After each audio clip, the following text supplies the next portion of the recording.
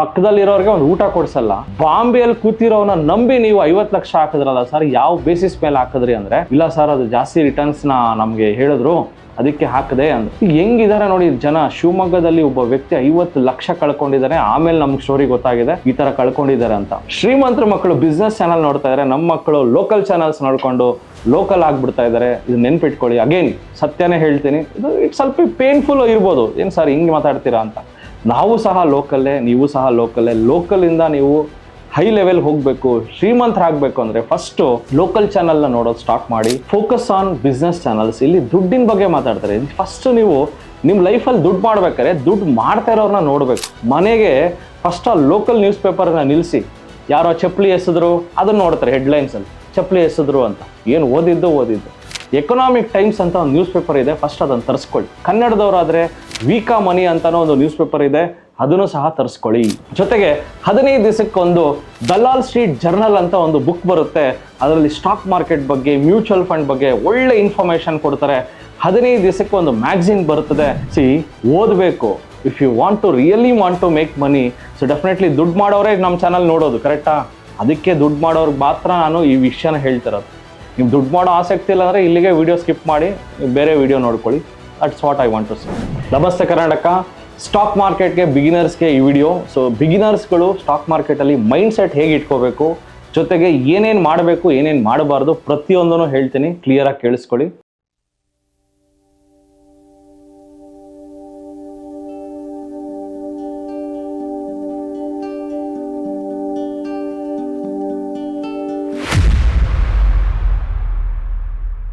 ನಮಸ್ತೆ ಕರ್ನಾಟಕ. ನಾನು ನಿಮ್ಮ Manoj Kumar, SEBI registered research analyst.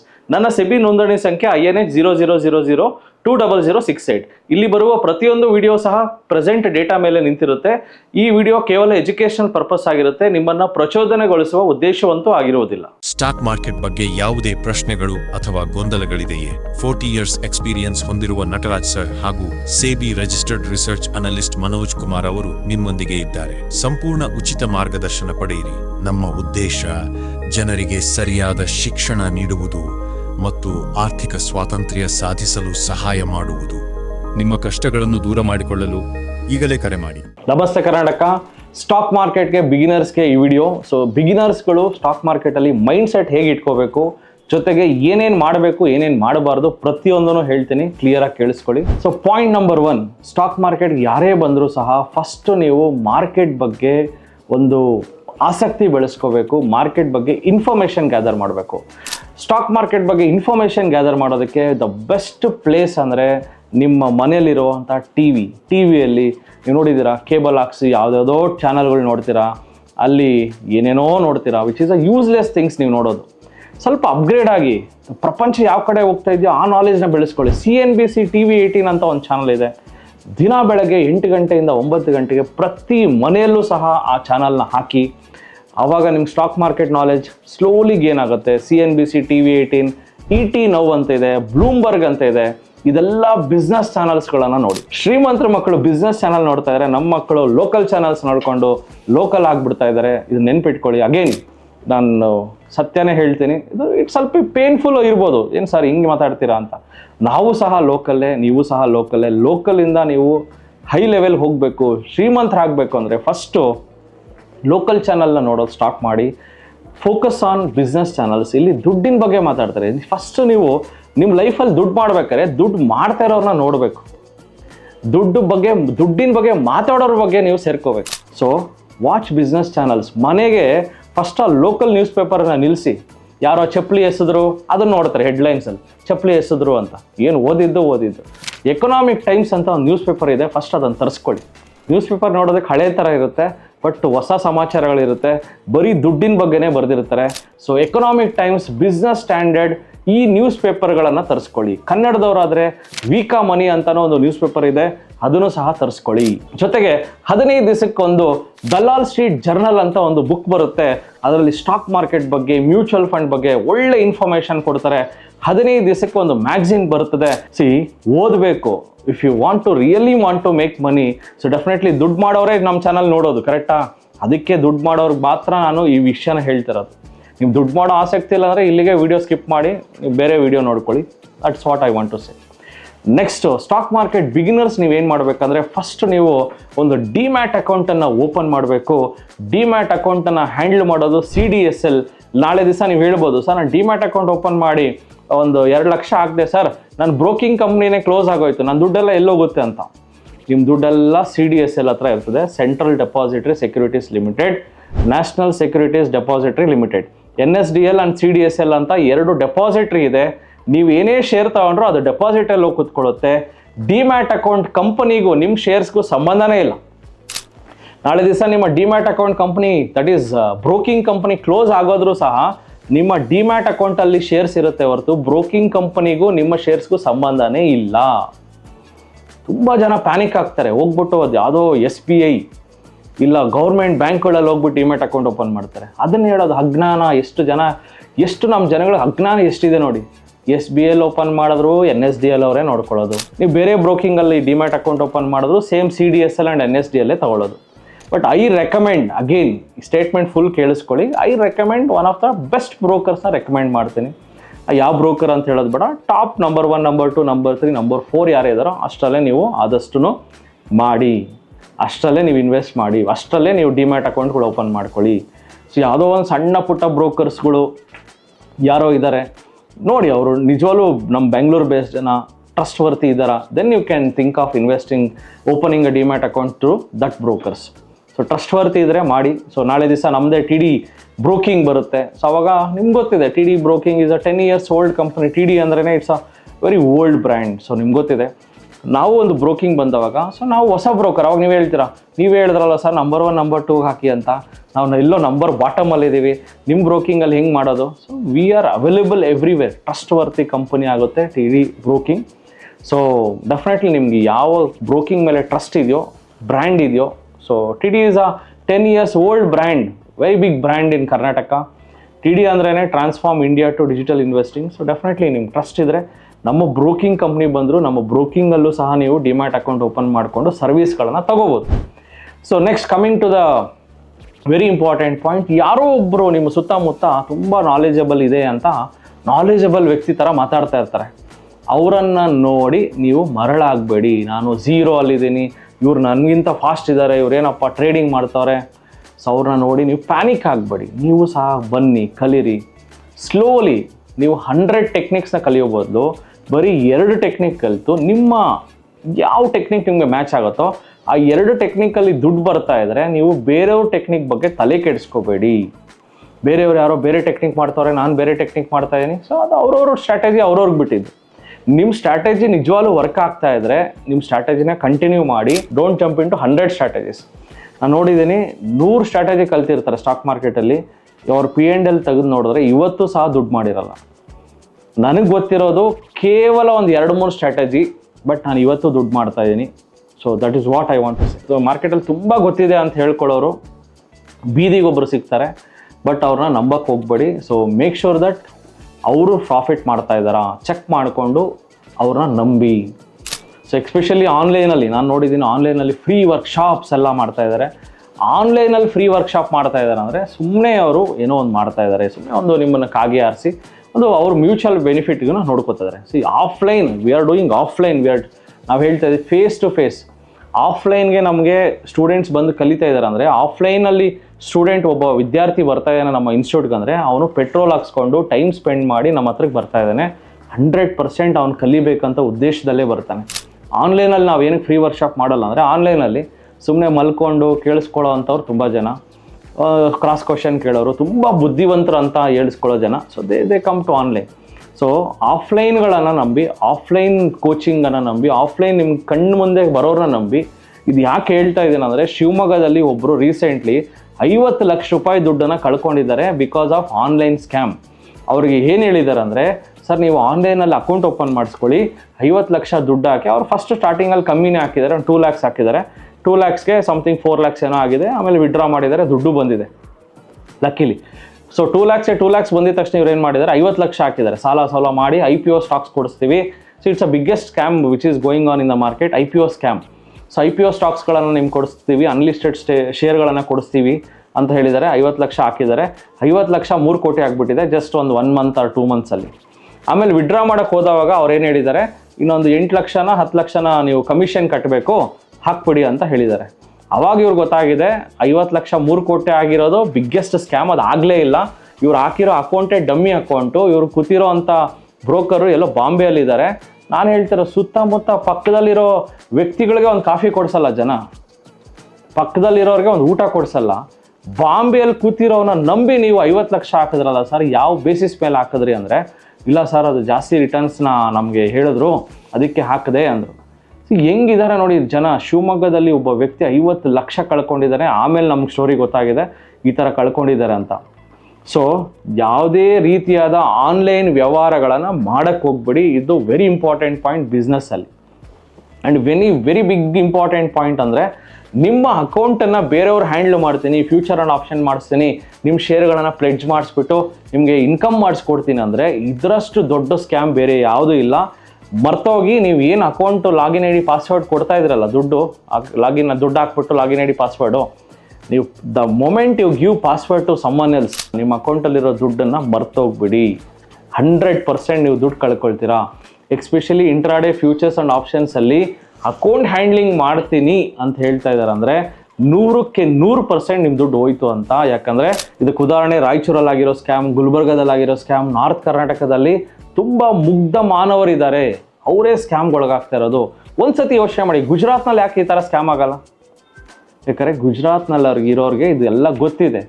ಯಾರೋ ಒಬ್ಬ ವ್ಯಕ್ತಿ ಬಂದ್ಬಿಟ್ಟು ನಿಮ್ಮ ಅಕೌಂಟನ್ನು ಹ್ಯಾಂಡಲ್ ಮಾಡಿ 5% 3% ಕೊಡೋದಕ್ಕೆ ಸಾಧ್ಯನೇ ಇಲ್ಲ. ನೀವೇ ಸ್ಟಾಕ್ ಮಾರ್ಕೆಟ್ನ ಕಲಿಬೇಕು. ಕಲಿಯೋದಕ್ಕೆ 6 ತಿಂಗಳು 1 ವರ್ಷ ಆದರೂ ಪರವಾಗಿಲ್ಲ, ಕಲಿತು ನೀವೇ ಮಾಡಬೇಕು. ಸೊ ಇನ್ನೊಂದು ತುಂಬ ಇಂಪಾರ್ಟೆಂಟ್ ವಿಚಾರ ಬಿಗಿನರ್ಸ್ಗಳಿಗಂದರೆ, ಸೊ ನೀವು ದುಡ್ಡು ಹಾಕ್ಬೇಕಂತ ಅಂದ್ಕೊಳ್ತೀರಾ, ದುಡ್ಡು ಹಾಕಬೇಕು, ಒಂದು 5,000 10,000 ಡಿಮ್ಯಾಟ್ ಅಕೌಂಟ್ ಹಾಕಬೇಕು. ಸಿಕ್ಕಾಪಟ್ಟೆ ಭಯ ಆಗುತ್ತೆ, ಏನಾಗ್ಬಿಡುತ್ತೋ, ಕಂಪ್ನಿ ಕ್ಲೋಸ್ ಆಗ್ಬಿಡುತ್ತಾ, ಬ್ರೋಕಿಂಗ್ ಕಂಪ್ನಿ ಏನಾದ್ರು ಮುಚ್ಚೋಗ್ಬಿಡುತ್ತಾ. ನಾನು ಹೇಳ್ದೆ ತಾನೆ, ಬ್ರೋಕಿಂಗ್ ಕಂಪ್ನಿ ಮುಚ್ಚೋದ್ರೂ ಸಹ ನೀವೇನಾದ್ರು ಹಾಕಿರೋ ದುಡ್ಡು ಶೇರ್ಸಲ್ಲಿದ್ದರೆ, ಡಿಮ್ಯಾಟ್ ಅಕೌಂಟಲ್ಲಿದ್ದರೆ ಅದು ವಾಪಸ್ ಬಂದೇ ಬರುತ್ತೆ. ಬಟ್ ನೀವು ದುಡ್ಡನ್ನು ಹಾಕಿ ಟ್ರೇಡಿಂಗ್ ಅಕೌಂಟ್, ಅಂದರೆ ಟ್ರೇಡು ಮಾಡಿದಿರಾ, ಏನೂ ಮಾಡಿದಿರಾ, ಬ್ರೋಕಿಂಗ್ ಅಕೌಂಟಲ್ಲೇ ಇಟ್ಟರೆ, ಟ್ರೇಡ್ ಮಾಡ್ದಿರಾ, ಇನ್ವೆಸ್ಟ್ ಮಾಡ್ದಿರಾ, ಶೇರ್ಗಳನ್ನು ಖರೀದಿ ಮಾಡ್ದಿರಾ, ಸುಮ್ಮನೆ ದುಡ್ಡನ್ನು ಹಾಗೆ ಇಟ್ಟರೆ ಆ ದುಡ್ಡು ಬ್ರೋಕರ್ಗಳು ಯೂಸ್ ಮಾಡ್ಕೊಳ್ಳೋ ಚಾನ್ಸಸ್ ಇರುತ್ತೆ.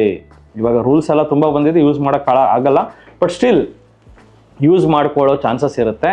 ನಾಳೆ ದಿವಸ ಬ್ರೋಕಿಂಗ್ ಕಂಪ್ನಿ ಕ್ಲೋಸ್ ಆಗಿಬಿಟ್ರೆ, ನೀವು ಶೇರು ತೊಗೊಂಡಿಲ್ಲ, ಏನೂ ಹಾಕಿಲ್ಲ, ಸುಮ್ಮನೆ ಟ್ರೇಡಿಂಗ್ ಅಕೌಂಟಲ್ಲಿ ದುಡ್ಡು ಇಟ್ಟಿದ್ರೆ, ಬ್ರೋಕಿಂಗ್ ಕಂಪ್ನಿ ಕ್ಲೋಸ್ ಆದರೆ ನಿಮಗೆ ಆ ದುಡ್ಡು ಬರಲ್ಲ.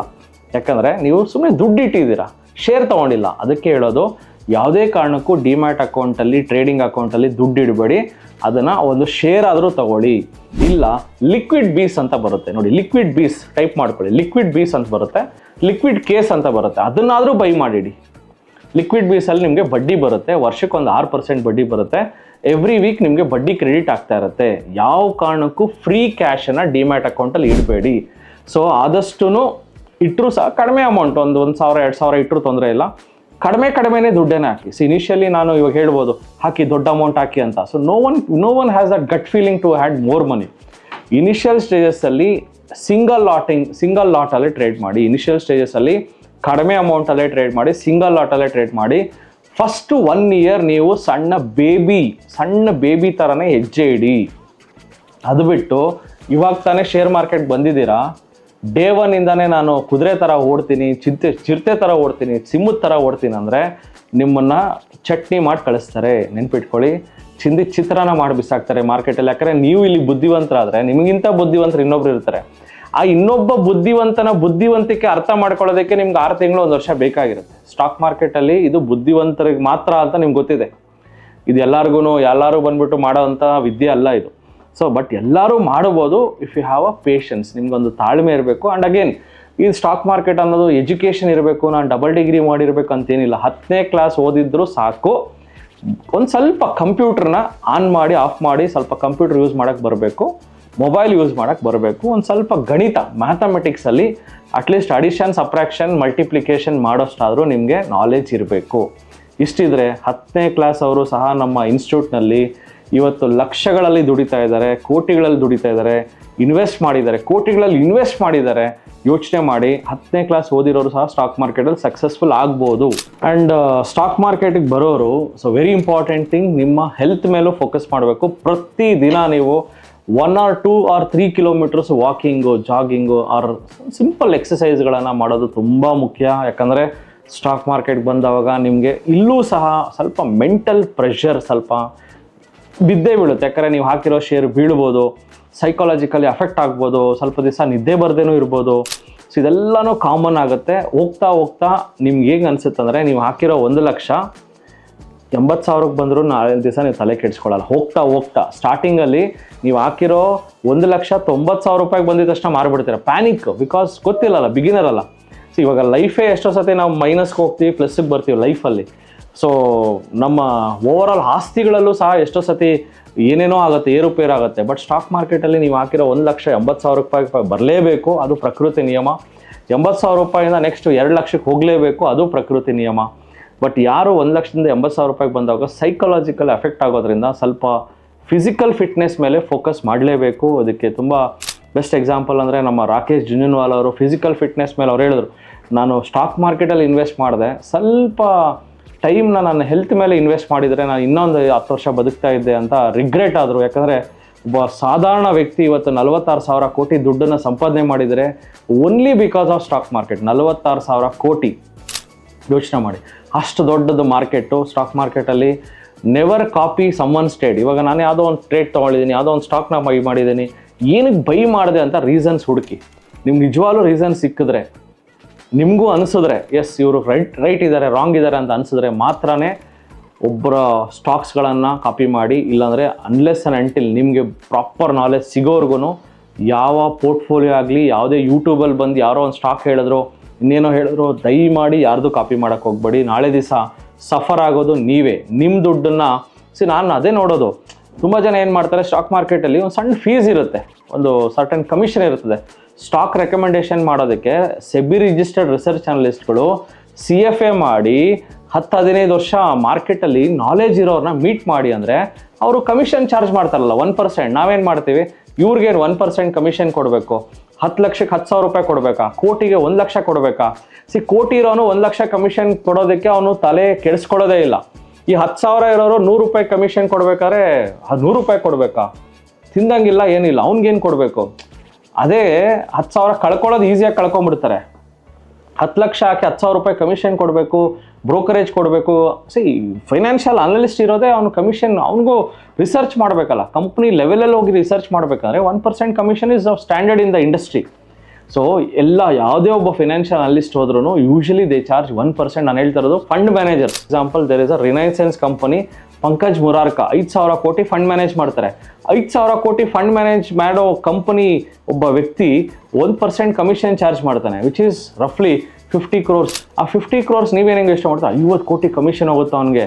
50 ಕೋಟಿ ಹೋಗೋದಕ್ಕೇನೆ ಅವನು ದೊಡ್ಡ CEOಗಳನ್ನ ಮೀಟ್ ಮಾಡೋದು. So the more commission he earns, the better research he will do. So ನಿಮಗೆ ಒಳ್ಳೆ ಸ್ಟಾಕ್ಸ್ಗಳ ರೆಕಮೆಂಡೇಷನ್ ಬೇಕು ಅಂದರೆ definitely you have to pay some commissions. You have to meet the people who are SEBI registered ವ್ಯಕ್ತಿಗಳನ್ನ meet ಮಾಡಿದ್ರೆ ನಿಮಗೆ ಒಳ್ಳೆ ಪೋರ್ಟ್ಫೋಲಿಯೋನ build ಮಾಡಿಕೊಡ್ತಾರೆ.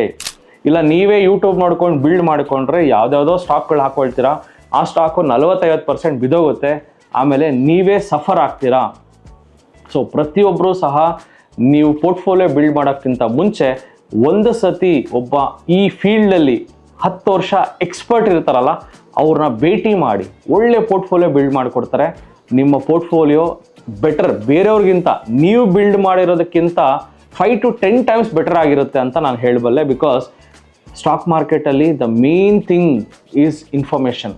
ಫಸ್ಟ್ ಹ್ಯಾಂಡ್ ಇನ್ಫಾರ್ಮೇಷನ್ ಯಾರಿಗೂ ಗೊತ್ತಂದರೆ ಒಬ್ಬ ಫಂಡ್ ಮ್ಯಾನೇಜರ್ಗೆ ಯಾವ ಕಂಪನಿಯಲ್ಲಿ ನೆಕ್ಸ್ಟ್ ಯಾವ ಪ್ರಾಜೆಕ್ಟ್ ತಗೊಳ್ತಾ ಇದ್ದಾರೆ, ಆ ಕಂಪನಿ ಎಷ್ಟು ಎಕ್ಸ್ಪ್ಯಾಂಡ್ ಆಗುತ್ತೆ, ಆ ಕಂಪನಿ ರೆವಿನ್ಯೂ ಡಬಲ್ ಆಗುತ್ತಾ ತ್ರಿಬಲ್ ಆಗುತ್ತಾ ಅನ್ನೋದು ಫಸ್ಟ್ ಗೊತ್ತಾಗೋದೆ ಫಂಡ್ ಮ್ಯಾನೇಜರ್, ರಿಸರ್ಚ್ ಅನಲಿಸ್ಟ್ಗಳಿಗೆ ಮೊದಲು ಗೊತ್ತಾಗುತ್ತೆ. ಆ ಇನ್ಫಾರ್ಮೇಷನ್ನ ನಿಮ್ಗೇನಕ್ಕೆ ಅವ್ರು ಯೂಟ್ಯೂಬಲ್ಲಿ ಬಂದು ಫ್ರೀಯಾಗಿ ಪಾಸ್ ಮಾಡ್ತಾರೆ? ಯೋಚನೆ ಮಾಡಿ. ಫ್ರೀಯಾಗಿ ಬಂದು ಯೂಟ್ಯೂಬಲ್ಲಿ ಹೇಳ್ಬಿಡ್ತಾರೆ, ಇನ್ಸ್ಟಾಗ್ರಾಮಲ್ಲಿ ಹೇಳ್ಬಿಡ್ತಾರೆ, ಏನಕ್ಕೆ ಹೇಳ್ತಾರೆ ಅವರು? ಸೊ ಅದಕ್ಕೆ ಎಲ್ಲಿ ನಿಮಗೆ ಫ್ರೀಯಾಗಿ ನಿಮಗೆ ಎಲ್ಲಿ ರಿಸರ್ಚ್ ಸಿಗ್ತಾ ಇದೆಯೋ ಸೊ ಅಲ್ಲಿ ನೀವು ದುಡ್ಡನ್ನು ಕಳ್ಕೊಳ್ಳೋ ಚಾನ್ಸ್ ಇರುತ್ತೆ. Take a proper advice from experts. ಆ ಇಂಡಸ್ಟ್ರಿಯಲ್ಲಿ ಒಳ್ಳೆ ಎಕ್ಸ್ಪರ್ಟ್ಗಳಿದ್ದಾರೆ. ಸೊ 5,000 ಕೋಟಿ ಫಂಡ್ ಮ್ಯಾನೇಜ್ ಮಾಡೋರನ್ನ ಮೀಟ್ ಮಾಡಬೇಕಂದ್ರೆ ಡೆಫಿನೆಟ್ಲಿ TD ಅಕಾಡೆಮಿಗೆ ಭೇಟಿ ಮಾಡಿ. 5,000 crores ಫಂಡ್ ಮ್ಯಾನೇಜ್ ಮಾಡೋರನ್ನ ಸಹ ನಿಮಗೆ ಭೇಟಿ ಮಾಡಿಸಿ ಅವರ ನಾಲೆಜ್ನ ನಿಮಗೆ ಕೊಡಿಸೋವಂಥ ಜವಾಬ್ದಾರಿ ನಮ್ಮದಾಗಿದೆ. ಸೊ ಸ್ಟಾಕ್ ಮಾರ್ಕೆಟಲ್ಲಿ ಒಂದು ಸಿಂಪಲ್ ಸಜೆಷನ್ ಹೇಳ್ತೀನಿ, ನಾಲೆಜ್ನ ಗೇನ್ ಮಾಡಿ, ಪ್ರಾಪರ್ ನಾಲೆಜ್ ಗೇನ್ ಮಾಡಿ, ಅರ್ಧಂಬರ್ಧ ನಾಲೆಜ್ ಗೇನ್ ಮಾಡೋಕ್ಕೆ ಹೋಗ್ಬೇಡಿ. ಆ್ಯಂಡ್ ಇನ್ನೊಂದು ನಾನು ಹೇಳೋದಂದರೆ ಟಿ ಡಿ ಅಕಾಡೆಮಿಗೆ ಬಂದು ಕಲ್ತಿರೋರು ಸ್ವಲ್ಪ ಜನ ಏನು ಮಾಡ್ತಾರೆ, ನನಗೆ ನಗು ಬರುತ್ತೆ, ಟಿ ಡಿ ಅಕಾಡೆಮಿಗೆ ಬಂದು ಕಲ್ತಾದ್ಮೇಲೆ ಮತ್ತೆ ಬೇರೆ ಯಾವುದೋ ಚಿಂಟು ಇನ್ಸ್ಟಿಟ್ಯೂಟ್ಗೆ ಹೋಗ್ತಾರೆ. ನೀವು ಹೋಗಂಗಿದ್ರೆ ಟಿ ಡಿ ಅಕಾಡೆಮಿಗಿಂತ ಬೆಟರ್ ಕಂಪ್ನಿಗೆ ಹೋಗಿ, ಬೆಟರ್ ಇನ್ಸ್ಟಿಟ್ಯೂಟ್ಗೆ ಹೋಗಿ, ಸಾವಿರಾರು ಕೋಟಿ ಫಂಡ್ ಮ್ಯಾನೇಜ್ ಮಾಡೋರನ್ನ ಹೋಗಿ ಭೇಟಿ ಮಾಡಿ. ಅದು ಬಿಟ್ಬಿಟ್ಟು ಅವನು ಒಂದು 10 ಲಕ್ಷನೂ ಫಂಡ್ ಮ್ಯಾನೇಜ್ ಮಾಡಲ್ಲ, ಅವನ ಹತ್ರ ಹೋಗಿ ಕಲಿತಾರೆ. So we R managing more than 130 crores funds. ನೀವು ನನಗಿಂತ ನೆಕ್ಸ್ಟು 5,000 ಕೋಟಿ 10,000 ಕೋಟಿ ಫಂಡ್ ಮ್ಯಾನೇಜ್ ಮಾಡೋರನ್ನ ಹೋಗಿ ಭೇಟಿ ಮಾಡಿ, ನನಗೇನು ರಿಗ್ರೆಟ್ ಆಗಲ್ಲ. ಏನು ನಾಲೆಜ್ ಇಲ್ದಿರೋರ ಹತ್ರ ಹೋಗಿ ಕಲಿತಿರಲ್ಲ. ಟಿ ಡಿ ಅಂದರೆ highest standard in Karnataka, highest standard ಇನ್ಸ್ಟಿಟ್ಯೂಟಲ್ಲಿ ಬಂದು ಕಲ್ತ್ಬಿಟ್ಟು ಮತ್ತೆ ಯಾವುದೋ ಸಣ್ಣ ಇನ್ಸ್ಟಿಟ್ಯೂಟ್ಗೆ ಹೋಗ್ತಿರಲ್ಲ. ಸೊ ಅಲ್ಲಿ ದುಡ್ಡು ಕಳ್ಕೊಳ್ಳೋಕ್ಕೆ ಹೋಗ್ತಾ ಇದ್ದೀರಾ. So never takes WhatsApp Telegram tips ತೊಗೋಬೇಡಿ. ನಿಮ್ಮ ಲಾಗಿನ್ ಐ ಡಿ ಪಾಸ್ವರ್ಡ್ ಯಾರಿಗೂ ಕೊಡಬೇಡಿ, ಅಕೌಂಟ್ ಹ್ಯಾಂಡ್ಲಿಂಗ್ ಕೊಡಲೇಬೇಡಿ, ಸೇಫಾಗಿ ಮಾಡಿ. ಬಿಗಿನರ್ಸ್ಗಳು ಪ್ಯಾನಿಕ್ ಆಗಬೇಡಿ. ನಿಮ್ಮ ಫೋಕಸ್ಸು ದುಡ್ಡು ಮಾಡೋದ್ರ ಮೇಲೆ ಇರಬಾರ್ದು, ಆದಷ್ಟು ನಾಲೆಜ್ ಗೇನ್ ಮಾಡೋದ್ರ ಮೇಲೆ ಇರಲಿ. ಸೊ ದುಡ್ಡು ಮಾಡ್ತೀನಿ ಅಂತ ಬಂದರೆ ದುಡ್ಡು ಕಳ್ಕೊಂಬಿಡ್ತೀರಾ. ನಾಲೆಜ್ ಗೇನ್ ಮಾಡಿ, ಸಣ್ಣ ಪುಟ್ಟ ಅಮೌಂಟಲ್ಲಿ ಟ್ರೇಡ್ ಮಾಡಿ, ಸಿಂಗಲ್ ಲಾಟಲ್ಲಿ ಆಪ್ಷನ್ಸ್ ಟ್ರೇಡಿಂಗ್ ಮಾಡಿ. ಸೊ ಆಪ್ಷನ್ ಟ್ರೇಡಿಂಗಲ್ಲೂ ಸಹ ತುಂಬ ನಾಲೆಜ್ ಇದ್ದರೆ ಮಾತ್ರ ಆಪ್ಷನ್ ಟ್ರೇಡಿಂಗ್ ಹೋಗಿ. ಇಲ್ಲ ನಾಲೆಜ್ ಇಲ್ಲ ಅಂದರೆ ದಯಮಾಡಿ ಆಪ್ಷನ್ ಟ್ರೇಡಿಂಗ್ ಮಾಡಲೇಬೇಡಿ. ಇಷ್ಟು ಹೇಳ್ತಾ ವಿಡಿಯೋ ಮುಗಿಸ್ತಾ ಇದ್ದೀನಿ. ಎಲ್ಲರಿಗೂ ಒಳ್ಳೆಯದಾಗಲಿ. ಜೈ ಹಿಂದ್, ಜೈ ಕರ್ನಾಟಕ. ಸೊ ನಮಸ್ತೆ ಕರ್ನಾಟಕ. ನಮ್ಮ ಕೋರ್ಸಸ್ ಜಾಯ್ನ್ ಆಗೋದು ವೆರಿ ಸಿಂಪಲ್. 10 ಬ್ರಾಂಚ್ ಇರುತ್ತೆ. ರಾಜಾಜಿನಗರ, JP ನಗರ, ಯಲಹಂಕ, ವೈಟ್ಫೀಲ್ಡ್, ಎಲೆಕ್ಟ್ರಾನಿಕ್ ಸಿಟಿ, ಹುಬ್ಳಿ, ಕಲಬುರಗಿ, ದಾವಣಗೆರೆ, ಮಂಗಳೂರು ಹಾಗೂ ಮೈಸೂರು. ಸೊ ನಿಮ್ಮ ನಿಯರೆಸ್ಟ್ ಬ್ರಾಂಚ್ಗೆ ಕರೆ ಮಾಡಿ ಈ ಕೂಡಲೇ ಒಂದು 500 rupees ಟೋಕನ್ ಪೇ ಮಾಡಿ ಸೀಟ್ಗಳನ್ನು ಬುಕ್ ಮಾಡ್ಕೊಳ್ಳಿ. ಯಾಕಂದರೆ most of the time housefull ಇರೋದ್ರಿಂದ ಮೊದಲೇ ಸೀಟ್ ಬುಕ್ ಮಾಡ್ಕೊಂಡು ಬರೋದು ಒಳ್ಳೆಯದು. ಸೊ 3 days ವರ್ಕ್ಶಾಪ್ ಇರುತ್ತೆ. ಶುಕ್ರವಾರ, ಶನಿವಾರ, ಭಾನುವಾರ.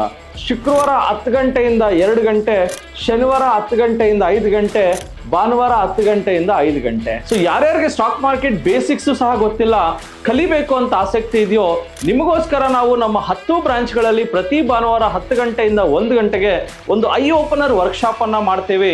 ಮಿಸ್ ಮಾಡದೆ ಕೆಳಕಂಡ ನಂಬರ್ಗೆ ಕರೆ ಮಾಡಿ ನಿಮ್ಮ ಸೀಟ್ಗಳನ್ನು ಕಾಯ್ದಿರಿಸಿ. ಪ್ರತಿ ಶುಕ್ರವಾರ 4 ಗಂಟೆಯಿಂದ 6 ಗಂಟೆಗೆ ಫ್ರೀ ಫಿನಾನ್ಷಿಯಲ್ ಪ್ಲಾನಿಂಗ್ ಕ್ಲಾಸಸ್ ಸಹ ಇರುತ್ತೆ. ಲರ್ನಿಂಗ್ ಅಲ್ಲಿ ಎಲ್ಲಿ ತೆಗೆದ್ರೆ you will start earning. So T D Academy ಭಾರತದ ಅತಿ ದೊಡ್ಡ ಷೇರು ತರಬೇತಿ ಕೇಂದ್ರ.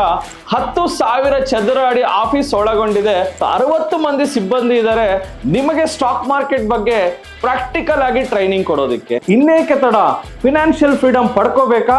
ಡೆಫಿನೆಟ್ಲಿ ಕಲಿಸೋದಕ್ಕೆ ನಾವು ರೆಡಿ ಇದ್ದೀವಿ, ಕಲಿಯೋದಕ್ಕೆ ನೀವು ರೆಡಿ ಇದ್ದೀರಾ? ಈ ವಾರ ನಿಮ್ಮ ಬ್ರಾಂಚಲ್ಲಿ ಬಂದು ನಾನು ಪಾಠ ಮಾಡ್ತಾ ಇದ್ದೀನಿ. ಸಿಗೋಣ ಫೇಸ್ ಟು ಫೇಸ್ ಇದೇ ಶುಕ್ರವಾರ. ಸೊ ಸ್ಟಾಕ್ ಮಾರ್ಕೆಟ್ ಬಗ್ಗೆ ನಿಮಗೆ ಗೊಂದಲವಿದೆಯಾ? ಯಾವುದೇ ರೀತಿಯ ಪ್ರಶ್ನೆಗಳಿರಲಿ, ಕನ್ಫ್ಯೂಷನ್ ಇರಲಿ, ಅದಕ್ಕೆ ಕ್ಲಾರಿಟಿ ಕೊಡೋದಕ್ಕೆ ಟಿ ಡಿ ಅಕಾಡೆಮಿಯ ಗ್ರಾಹಕ ಸೇವಾ ಸಿಬ್ಬಂದಿ ಜೊತೆಗೆ ಈ ಕೂಡಲೇ ಕರೆ ಮಾಡಿ ನಿಮ್ಮ ಪ್ರಶ್ನೆಗಳಿಗೆ ಉಚಿತವಾಗಿ ಸಲಹೆಗಳನ್ನು ಪಡೆಯಿರಿ. Thank you. ಜೈ ಹಿಂದ್, ಜೈ ಕರ್ನಾಟಕ.